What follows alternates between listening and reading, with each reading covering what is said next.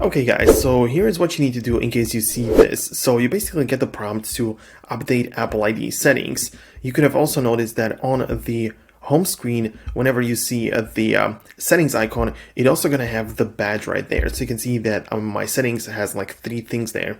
So it may be kind of annoying, and one of them is to update the Apple ID settings. So let me just show it to you right now so you can see we have the name at the top. You also have the family, and the 3 things that you could notice in the badge on the settings is to update Apple ID settings, like an information about emergency situations, and finish setting up your iPhone. So this time let's talk about updating Apple ID settings, because this can literally mean anything. It really depends on what your Apple ID already contains. If it's something that you can see, if you just click on it, there are going to be some services which are not going to be available until you sign in. In my case, it is only telling me that I need to update it with my password again to authenticate myself, or to make sure that some other services will be available. For you, when you click on it, it may show you something else. It may show you that you, for example, don't have like a payment method for, I don't know, like iTunes payments, or that you're trying to buy like app from the App Store. You don't have the option to do so.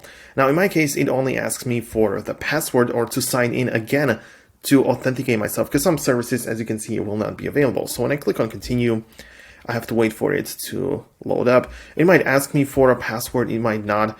As you can see, in this case, it is okay with me just clicking on continue, and it just knows that I'm logged in and signed in with Apple ID. I no longer have any problem, and there are only 2 things left. So updating your Apple ID settings really depends on your current situation. For me, it was literally just clicking on the continue button and like being happy with what it told me to do. But at the end of the day, you have to check it out in settings, what exactly it wants from you. And by that, you know, you can access the next steps for you. But this is basically what you need to know.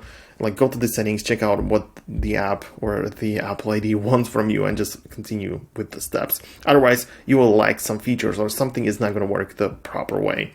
By the way, guys, I would also love if you joined the Foxtech Educational Platform. I put here courses for free. It is free to join. Link is down below in the description, and put courses here regarding your iPhone that you don't have on YouTube, right? I don't put it on anywhere else. It's just inside in here. There's like in-depth guide, like a course on Dynamic Island. For example, I have it here. And also there are like in-depth iPhone guides explained. And I currently have here the full course for video editing using Adobe Rush. More stuff is coming in the future, so definitely join right now, and I'll wait for you inside. For now, thanks a lot for watching. See you guys later in the next Foxtech video.